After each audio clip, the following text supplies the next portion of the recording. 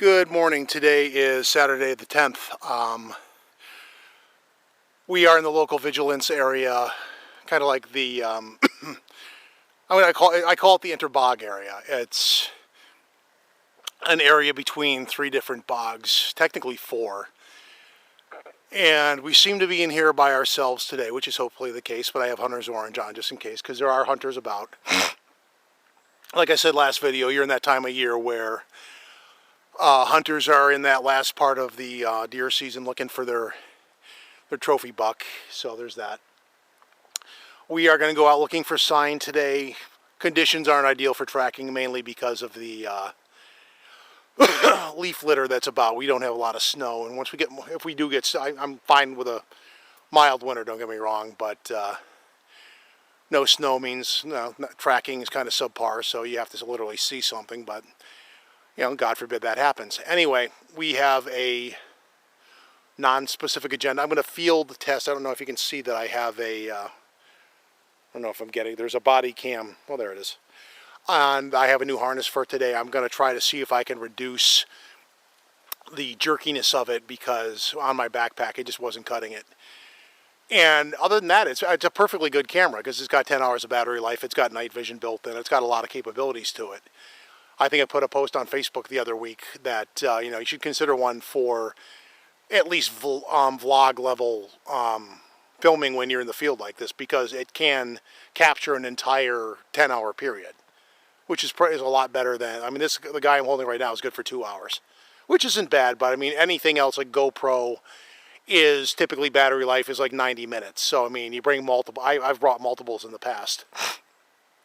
But then you run the risk that you have different resolution levels and your videos look weird because you have two different cameras in that. This gives you a chance for consistency. We're going to get moving. I'm going to stop talking. We're going to see what we find, and we'll go from there. Thanks. The nice thing is what I'm testing is I actually went online and I found a police harness for the camera, because when you see like all the police troll videos on YouTube where you get access to the police body cam, the thing I've been noticing lately has nothing to do with whether you hate or love the police. It has nothing to do with that. It's, you guys are running after a suspect and you are less shaky than I am just walking casually through crap like this. So clearly you guys know something or have gear that I do not. So in looking into that, there's a couple of harnesses where they fasten the thing right to you. It's not uncomfortable. It is another layer to wear, but this would be probably uncomfortable in July when it's hotter than hell. But in the course of it now being December and being fairly chilly, it's another layer to wear. So it's actually keeping you a little bit warm too. So that by itself is not horrible either. I guess I have to move to pan. This is the area we're in today. I'll have to get used to that. The other camera, I can just pan it because it's handheld. Basically, my main camera is this thing. It's a, what do they call it, a Removu K2, if you want to look that up online. It is a 4K gimbal camera. It operates for about 2 hours. They, over time, will develop some quirks, but beyond that, it is a fairly durable, field-usable gimbal cam for vlogging purposes, as opposed to the, what did I get? I got a little Fimi thing like this big, and in normal, not even overly hot, overly cold, overly humid weather conditions, the thing crapped out after 3 months. So the Fimi is cheap crap. I got an Osmo Mini before I returned it because it's supposedly the industry standard for that kind of camera. The problem is you don't get to use it unless you register the app, and you shouldn't have to register an app to use a simple everyday gimbal camera. You have to use the app to use a drone, but with a drone you're entering into FAA regulations and things like that, and they might want to put, if you did something exceedingly stupid and brought the attention of law enforcement to you,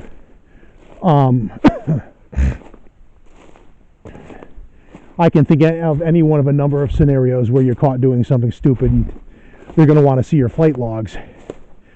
They can either subpoena or get a search warrant for your phone, or pull it from if you have an online account with DJI, they could technically subpoena that. And if you were flying higher than the regulated distance, or you are like doing things of that nature, and they catch you, you'll find very quickly that being fined by the FAA is so lovely expensive probably isn't worth the risk. I think we're at our jumping spot. I just have to find a jumpable spot on the stream here. The nice thing is I can do this in real time because my hand, I have, with this, it's hands free. So there's also a hunter camp in here, so I don't know if I'm going to run into anyone. Hopefully not. Jumping this thing isn't usually too bad. I mean, they're right here. Hop down there to that. It's not looking too mossy, so even if you slide in, it's only going to go up to your ankles. You're not going to get too wet. But that was real hard. So the Osmo Mini was in my mind, it's basically a scam. And the Fimi was a piece of cheap crap. So the Removu, until I run into something that fills that void better, the Removu is kind of my go-to for that kind of thing.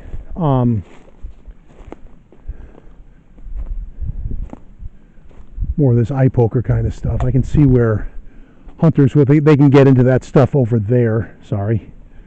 Again, I have to body pivot. I am my gimbal today, so, or as long as I can trade cameras obviously, but part of the reason today was I want to do a prolonged casual walk through the woods thing with this and test out the the more stable version of wobbling camera. I mean, a little bit isn't too bad, but the thing I found in older videos with the iCams, if you're moving around your head, rapid movements, which I'm prone to do, that's the quality of your video, which is not that great. Sorry, I keep, my hat itches my head, so I'm kind of doing that a lot. But with the camera down here also, I had mentioned like the head weave, the head bob and weave, because you have like branches like this coming up, and you're moving to avoid contact with your head is just human nature. There's not really any way to avoid that. So I did before mention, I was trying to think about something going on in the community. Obviously,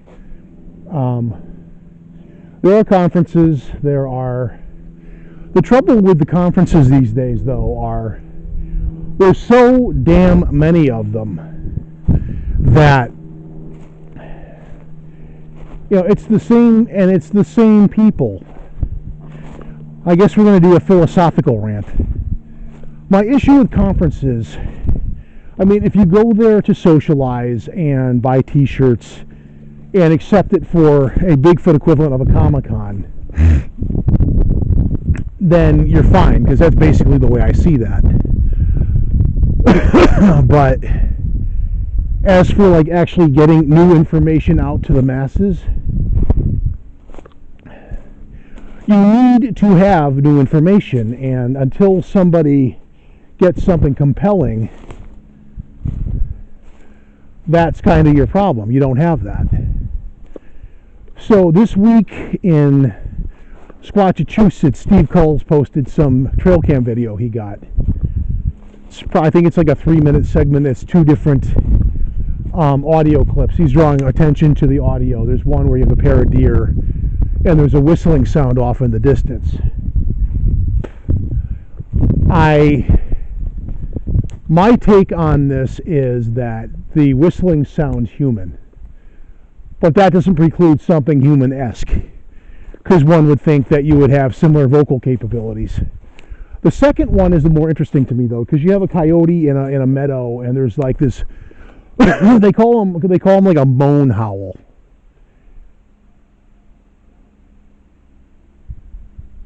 As opposed to a cawing crow over there. And it's a moan howl kind that I have heard before. It's a, when I heard it, it was in New York.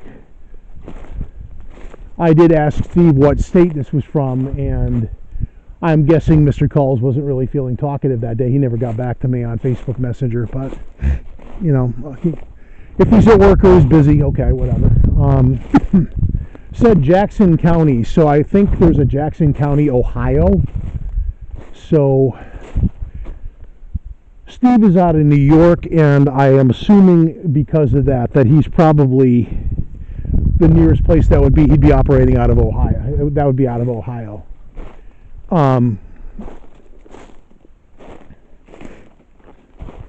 So if that is the case, then okay.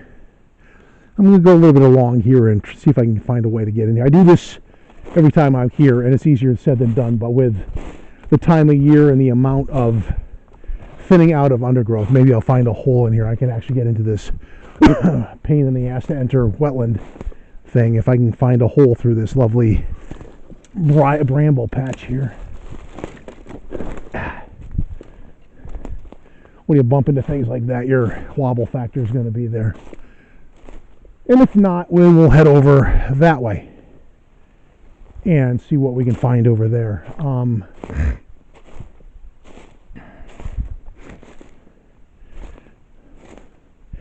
And I have been all through this in a one previous encounter going up in that direction. And if you go over the hill and around the corner, there's yet another wetland up there, which rounds out the interbog or the tribog area. There's another area north of here called the tribog area, so this is the interbog area. Because you obviously can't call everything the same by the same cipher. Yeah, so I'm guessing the audio is from, and the video is, well, it's a trail cam video, but I'm guessing that's from Jackson County, Ohio. I put that into Google Maps, and that was the first thing that came up on the northeast. So that's my guess. If Steve watches this video and I am wrong, then he can feel free to correct me. I won't be offended if he does. Or he could just answer his damn PMs. God forbid. No pressure, Steve. And when I did send you that email, that PM the other day about being not very conversational, it was facetious, so don't take it any other way, please.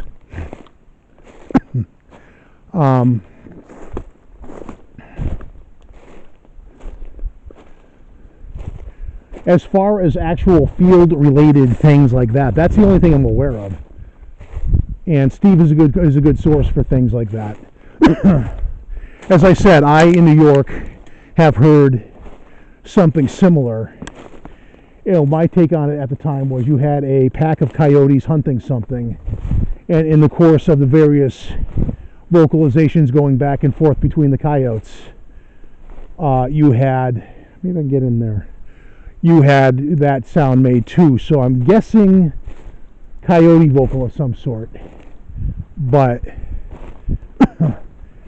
that's not the only possibility. If you have this summer, I had, on a similar note, at an occasion, the one time I had an opportunity to camp out overnight, I was kind of chilling in the hammock before dinner and had the occasion to listen to a crow conversation, 3 or 4 different crows, and the amount of the variety of the variations and the amount of vocal variety that you could hear these things make was absolutely astounding.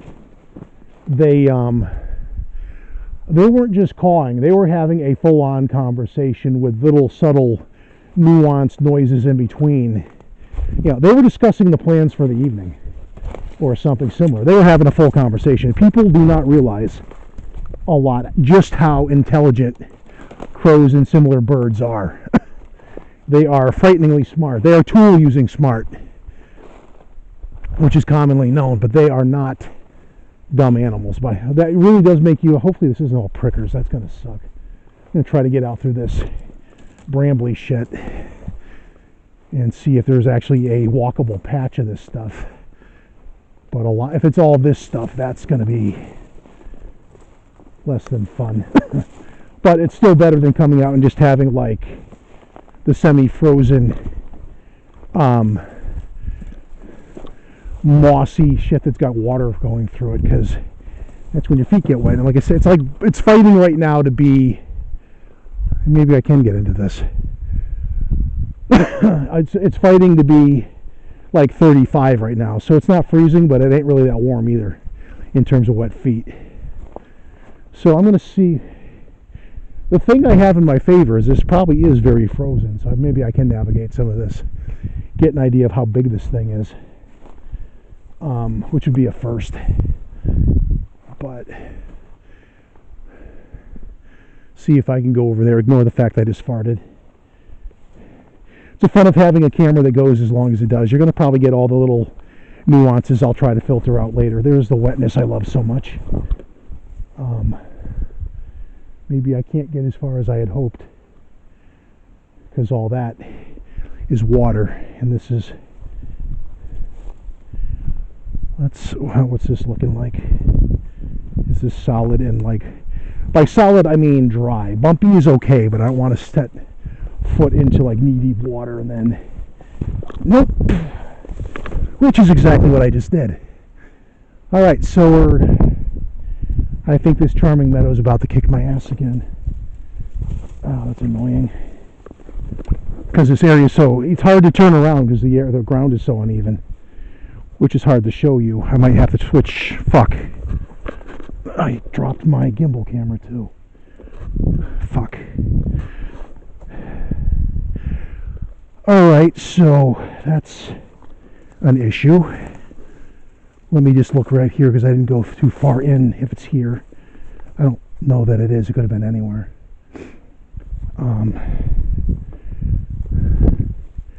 So our immediate priority now is to backtrack. I've lost the thing once before and been able to find it.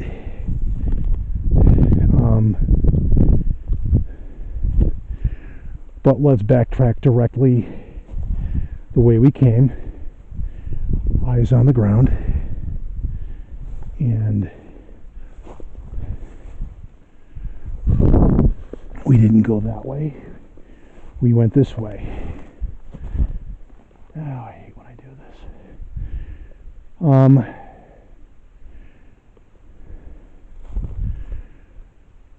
If I do lose it, I'll end up having to change tab. I'm not getting another Fimi, I'll tell you that much right now. Fimis suck. So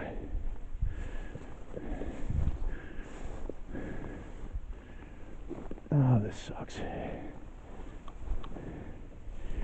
And you can see this is what I'm looking for, and I have to bend over with this camera to properly show you. The other one, if I had been walking around with a thing in my hand, I wouldn't have had this happen. Oh, damn it. All right. So I'm not seeing it in this vicinity, so it could have dropped anywhere though. That's the fun. I have to remember. Oh, there it is. There it is. Come here. We found him. He's not happy, but we found him. I kind of thought I'd find him there because walking through this stuff, if he brushed up against something, could have pulled him out of the pocket. So I'm going to hold on to him until we're back into less of this, because this is what knocked it out of my pocket. But we found him. So that's a plus. If I don't get around to using it, I'm going to put it back in my pack so that I don't have to worry about that. But at least we found him before short order. let's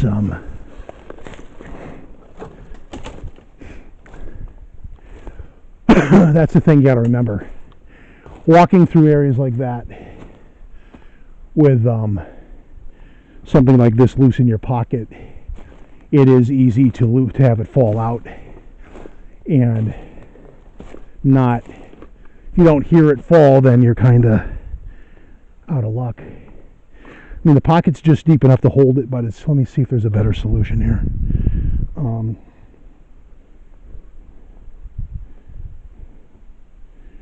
I'll just zip up I'll put it in my orange pocket and then zip. I'm at a really shitty angle to do this though. Maybe I can do it on this side. But it will fit all the way in the pocket if you work it enough. And then you can, there, it's in there and it won't fall out again. Because it's a good enough camera, I really don't want to replace it if I don't have to. Anyway, that wetland is very uneven ground, and you're going to get your feet wet. And I was kind of thinking about going over this way anyway, so we'll do that instead. And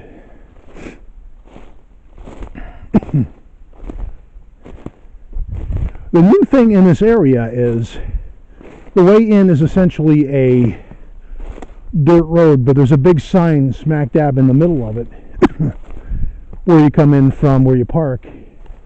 That is brand new from the Department of Environmental Protection, saying you can't drive in here anymore. So that is probably going to cut down on the amount of hunters, because usually when I have hunters in here and you get in a ways, you find that they have driven their trucks in and they park a ways in, which are the guys to kind of be aware of, because those are shotgun guys, and they're the ones who, in my opinion, are more likely to take a beat on you. And if there's going to be a hunting accident, they're the ones most likely to take it, because their ammo is cheap. Which means if they take a junk shot, it's not the end of the world for them. Whereas, again, as a bow hunter, hunting arrows are not the cheapest things in the world. A fully fleshed arrow can be as much as $25. So a misplaced shot with a non-findable arrow is expensive quickly. So, and consider your typical quiver for an arrow is only good for 5 arrows. You know, you got 5 shots. So,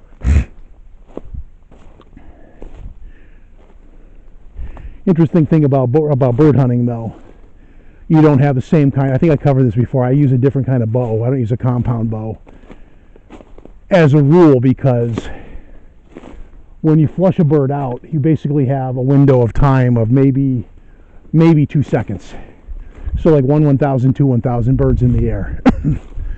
So you need a bow where you can actually pull and do it quickly. I use a traditional, what do they call it? What's the right word for it? It's an old school bow. Recurve bow, that's what it's called.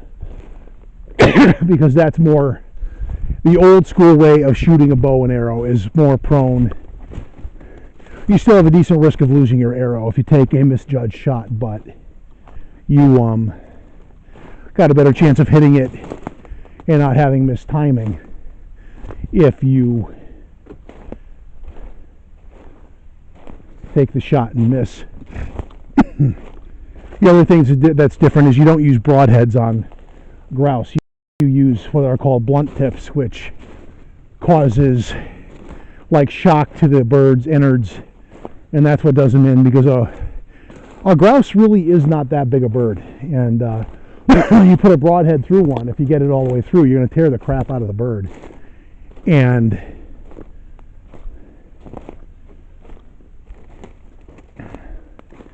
let's go over to that neighborhood. I haven't been in there in a bit. Getting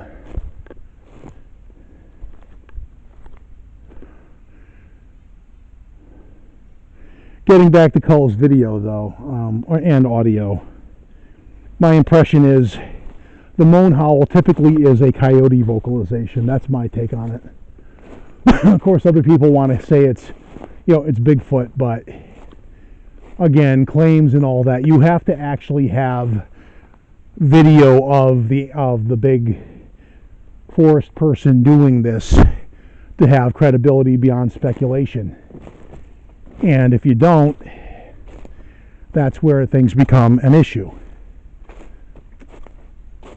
So we have a good enough basis for this test. I'm going to probably switch cameras at this point. So we're going to, pardon.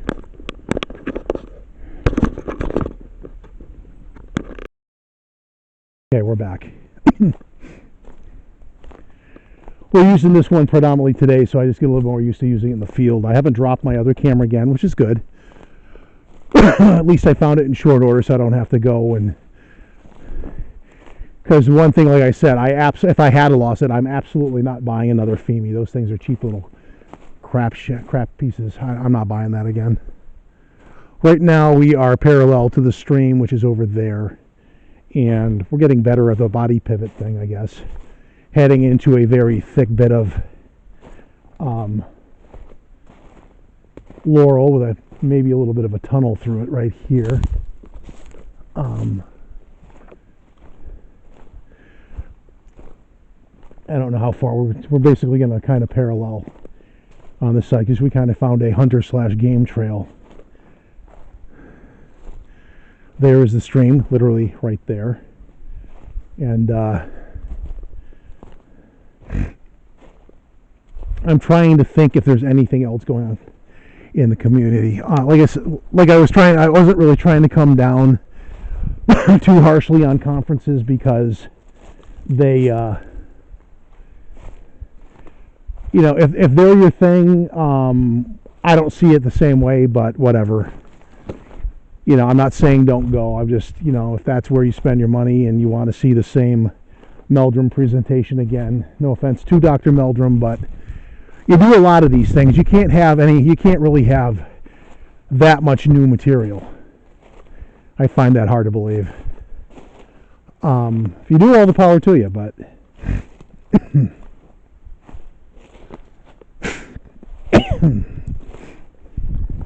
on the way out, I am going to use my head mountable. I haven't used that one a lot, and let alone in the field. And again, if the video quality is subject to head bobbing, I'll apologize in advance, but that's kind of the point of testing it. Because this area isn't really thick undergrowth. You can see it's fairly wide open, except for the odd laurel patch. So it's not that bad. Right before I got the camera on, I took pictures of it. I found some interesting, for these stick structure people, I'll call them structures to be polite. It's probably just deadfall, but they fell in enough of an interesting angle that I took pictures. I'm going to take a picture of this just because it's a big old gnarly tree, and I'm going to take a picture of it. And it kind of makes, when you take this and you apply a artistic filter to it, it makes for some interesting artwork. If you consider this stick art stuff kind of like artwork, but I guess I would call that my forest floor period as an artist, if that's not too silly. We're coming up on the back side of the beaver pond over here, which is, in terms of the interbog tribog area, bog number 1. No, actually it's bog number 2. I take that back.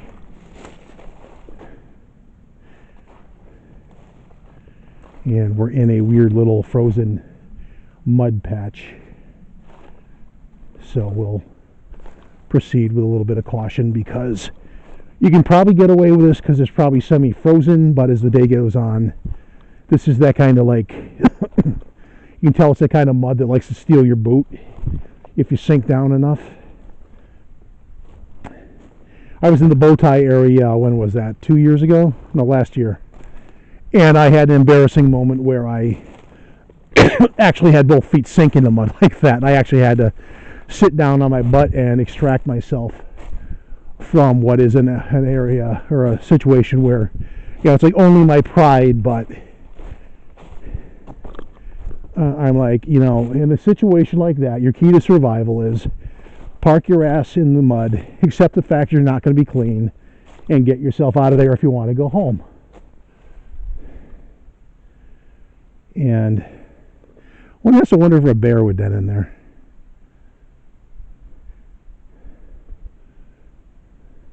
Like I said, I'm adding to the forest floor collection. So the beaver pond is over here, and I'm wondering how much of this section of the woods is like reclaimed forest, because there's a lot of these old stone walls and stuff, and everywhere you find them every now and then, you'll find like a rock pile that might be like an old house foundation, like the one I found in October that turned out to be like a cheese cask factory, of all things. I would not have guessed that. And that even spills over, like if you're a ghost hunter or something. I'm not personally into that kind of thing, but if you are, then I did have an experience in 2009 near an old house foundation that could have been considered, I guess, potentially ghostly, or my imagination. I tend to favor my imagination, but if you're into that kind of thing, those are some interesting places to maybe check out. I might be talked into going into an outing like that at some point, just more or less for the lark of it, because this is more my cup of tea, but it might, for a change of pace, be interesting just to see what those people do. But they would kind of have to make peace with the fact that I'm going in as a skeptic, so there's no misconceptions.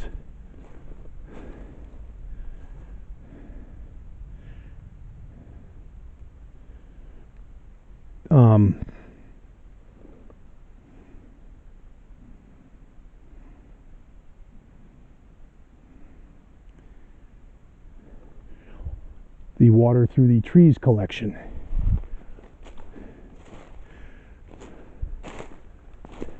The lovely thing of this camera, you get to see actually what the non-stop action of my day in the woods is. Absolutely thrilling, isn't it?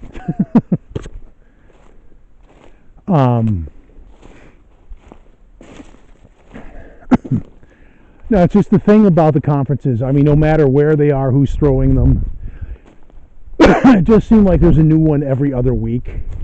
No offense to the people throwing them, because half the time these days I don't even know the people because there's that many of them. But it's Meldrum, it's Cliff Barrickman, and then it's like the thing. I think I've harped on this before, but basically it's this: you fill the card with a couple of the well-known names in the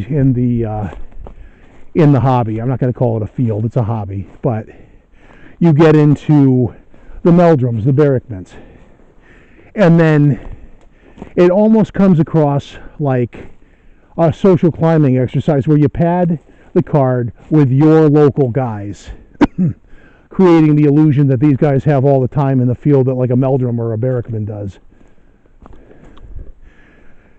And don't get me wrong, I kind of see Cliff Barrickman as a TV personality more than an actual field. You hear more about him. It's not that he doesn't get in the field, but he people know him from Finding Bigfoot, and that is more television.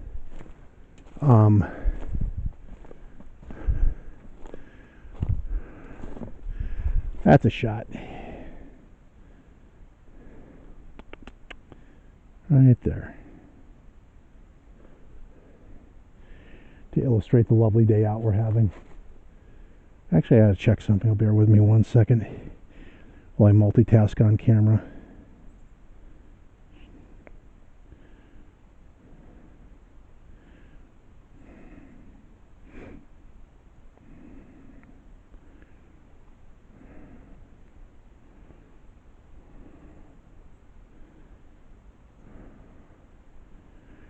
I was thinking about putting the drone in the air, but as I'm like looking at my phone and checking the weather, I can hear the wind. You can probably hear it too, so I ask that you bear with me. Oh crap, what's this noise? Oh, that's North Granby. Let's check locally. Supposedly it's going to snow tomorrow. 0.2 inches. Yeah, crap. Well, fuck, we might be getting a whole inch of snow. It's never not too soon. I say that as a whiny native New Englander who is no stranger to snow, but you know what? It makes everything getting around a pain in the buttocks. Say what you want, it does. But anyway, like I said, I know this isn't the most compelling footage in the world. We will pay a visit to technically the third bog. I think it's more of a meadow with a little stream going through it, but we're going to go down here and check that out. And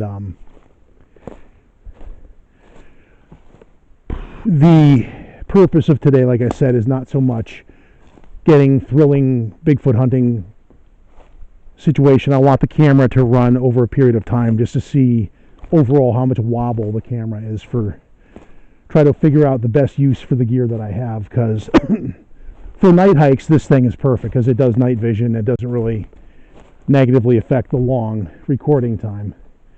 Okay, that right there, that is not deer poo. That is probably something bigger, but it is mostly grass related stuff. I'm not going to commit to bear or moose, but because there are both in the neighborhood. Despite the fact this is the Nutmeg State, we're in the northern part of it, and there are both in the neighborhood. And I've seen both, and not necessarily this time of year, but I've seen both in the neighborhood. So we're going to walk over, have a peek in here, then I'm going to start working my way back. It obviously is a nice quiet day in the woods. The weather, when you're down out of the wind right now, it's really not that bad out. They said today I was going to basically get into, I want to say, the let me check. Somebody lost their where is he? So what I just happened to find is there is a deer stand. You can't see it right now. Somebody has a deer stand up there, and they left some kind of a pack thing down there. So as I said, I'm not alone in here, but he's not up there, so I didn't see any vehicles on the way in either, so I wonder if he's a litter bug or if he was planning on coming back. I'm not going to make his location obvious out of respect for his efforts, but I am going to walk through. I'm looking for like trail cams because hunters are prone to use such things. It's actually not a bad spot because you do blend in nicely, and you have your back to the sun, so somebody walking in is going to be kind of hard pressed to see that. How the fuck does he get up there though? Normally they have like a ladder or something. He doesn't have that. It's not an easy climb either. Huh. Alright, so we found some evidence of wildlife today, although it's more of the human deer hunter kind, but this is basically bog number 3. And over the course of the time I have limited options, we're going to do more exploration of this greater area, because you can get it's a bigger area than people think given where it is. So it's due some more exploration. And again, tomorrow, when we start talking about that vile white stuff, it's basically in the 30s and it's hanging right about 32. So the odds are the crap we're going to get, it's looking like we're going to get about an inch of snow tomorrow, and it's looking like it's going to be, given the weather, the temperature wise, it's probably going to be wet crap. So, but we'll see what happens. An inch is not horrible. We'll just have to plan on that for Monday's commute. What did I have to do Monday? I had dinner plans on Monday. We'll see how that goes with the weather. So I don't know about your neck of the woods. This is more life related than Bigfoot related, but whenever you have the first snowfall of the season, people are notoriously bad at realizing that, you know, you have snow now, so you have to like not drive stupid, but they very seldom do. So what we're going to do now, I'm going to take a segment break here, and we're going to start working our way back, and when we get across the stream, we're going to change cameras to the other one, to the head mounted one. So we're going to take a break.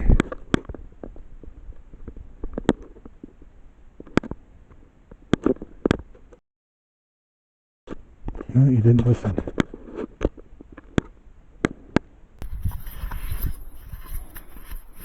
Yeah, I forgot this camera actually talks to you when it records. So according to that, we are recording. This one's head mounted, so again, the test with this one, I guess what we're doing for the video today is kind of like camera sampler, the lesser used ones. And today, this one is head mounted, so we're in a fairly open area, so how much head bob, like this kind of a thing. Also, how much, this one allegedly has a 2-axis gimbal in it, so that the other test is if I do head bob a lot, how much does the gimbal compensate for that? So, get this thing situated on my head right, and it is an alternative to the iCams. And possibly an upgrade, considering that I'm not aware of an iCams model that comes with any kind of a gimbal anything. So you just get like raw video with head bob. Which I guess if you're filming and you run into something is better than nothing, but with the gimbal allegedly this is better. The other thing, I guess we're walking into the sun, so that's not going to make the video look like poo. But yeah, so this video actually is almost turning out, aside from sharing thoughts about various subject matter on the subject, we're doing almost like a gear test, gear review kind of thing. I forget the name of this camera, but it's basically, it wraps around the back of your head like if you work in IT or something where you answer a phone. There's a kind of headset, and it almost looks like one of those where you have like a side mounted camera. So this thing lines up exactly level with my right eye. And again, because you have the gimbal, supposedly it's more stable. So we'll see what throw this in the mix for the third segment of our video today. When we put that together, we'll have a look when we get home. Again, the challenges in other areas that are not as open are going to be that you you know, you have a lot of stuff bobbing at your head. You might have to actually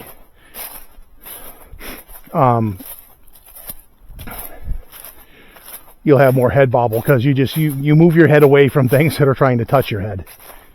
Yeah, it's just human nature.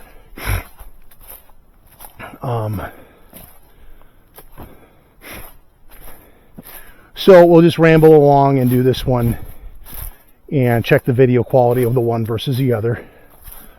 So to break this down, this is the head mounted one, also 4K. The police camera, I think, can do 4K, can definitely do 1080p, which is not the current standard, but it's passable, it's fine.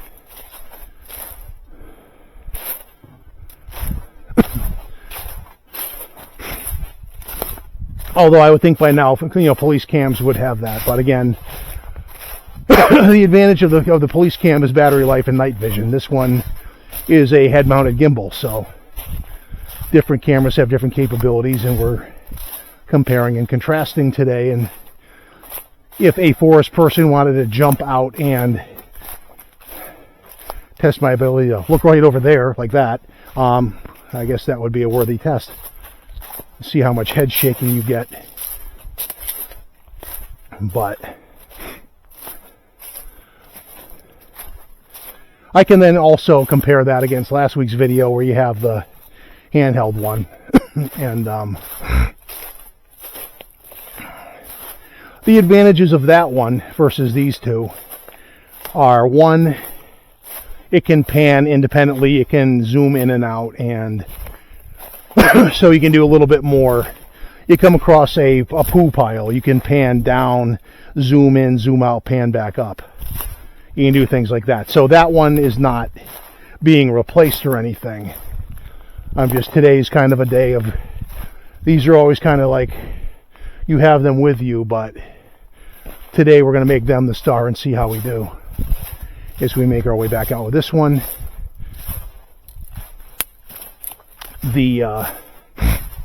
We covered conferences. Seems like everybody and their mother has a podcast now too, and it's kind of hard not to see that in kind of a social climbing context too, because it's like all of a sudden you have a podcast, you're an expert. No. The person I'm thinking of, I'm not going to mention names, I have no desire to get into a feud with the guy, but he started out being known for a story in the community that I will just call silly and leave it at that. He doesn't kind of deserve the notoriety, but he has a podcast now and he uses it to stir shit. I'm referring, of course, to the Randy Bryson thing again, but again, don't know the guy from a hole in the wall. If he's a hoaxer, this guy claims he's a hoaxer. I don't know the guy. So I'm not going to disparage or praise the man. I don't know. But he was professing to be aware of a situation where a skeptical guy, I guess, is intending, I gotta stop doing that, is intending to trap him through his own set of hoaxes. And again, my issue with that is effectively the age-old adage, two wrongs don't make a right. And you seem to be projecting the fact, I'm kind of moving into some of the more stuff where you got to head bob a little bit just to kind of force the issue and see how the camera does to compensate, in case you're wondering. But that seems to be the theory he's espousing, and I'm sorry, I don't buy into that. Anyone who enters the subject and tries to use deception as a tool, that's what you're going to be known for. In a nutshell, that's what you will be known for. And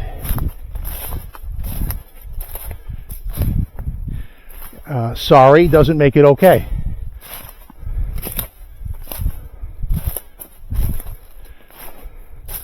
You know, maybe I'm old school, but my theory is, hoaxing in this subject, given the amount of BS the subject brings to the table anyway, is kind of an absolute. Once you've done it, that's the thing. That's your reputation. It's one thing to, and let's draw a distinction since we're talking about hoaxing. When I refer to hoaxing, I'm talking about deliberate deception. Misidentifying or self-deluding is kind of a similar buck-tooth cousin, but not per se the same thing, because if you actually believe in that stuff, then that falls more into self-delusion, which is not hoaxing. They call it self-hoaxing, but it's not exactly the same animal. It's more,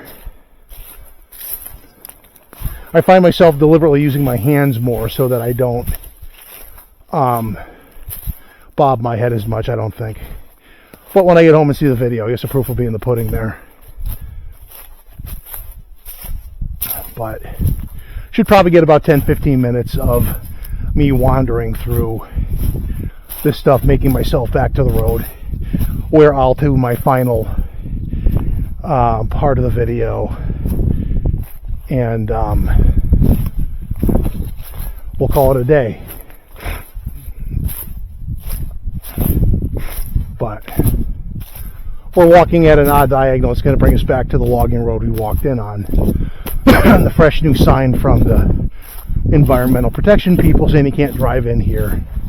Doesn't really affect me either way. I was kind of, when I saw the sign, my initial concern was, we've moved the timber harvest over here, and now we're blocking out this entire part of your area so that you can't come in here like they did in the other area north of here for several months. And my beef there, I mean, I understand you're doing your timber harvest. You pretend, you say you have a reason to do it. The fruit of your efforts does not completely jibe with your story. But the point to be made is, this is public use land. And if you're just cutting off entire thing, that is worthy of a complaint to the deep. Like, you know what, people have a right to hunt and hike and enjoy these places in spite of your need to be your typical bureaucratic assholes. Now, before I get too far into a rant, I'm going to wrap things up here because the road's right over there, and I like to keep the area's location obscure. I know that bothers some people. A certain Mr. Bolton might feel that way, but I'm going to do a quick little thing to see how much this is compensated for, and then I will do the YouTuber's exit, as I call it. So if you are so moved to do so, we thank you for tuning in to the Northeastern Exped YouTube channel.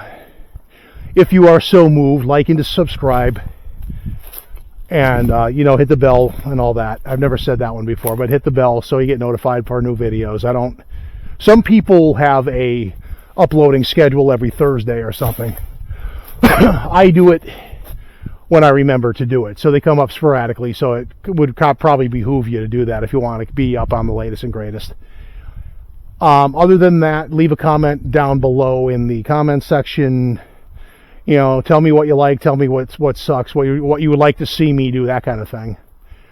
And I think I mentioned on Facebook this week, I'm going to try to make an effort to revamp some old website material and kind of plug that in and use that and share some of that old knowledge in the social media stuff that I have, kind of bringing that back. Because I have old backups I wanted to restore. That's been on my mind this week, so we'll try to do that too. But at this point, this is where we're going to end this one. Thank you for watching. We hope you liked what you saw. If you didn't, tell me why, and we can go from there and see if we can accommodate that. But we're going to wrap this one up, and I will now take off the camera. I'm going to say bye now, and then I'll cut off the awkward part where I'm shaking the camera around and trying to turn it off. So thanks for listening, and we'll see you. Bye.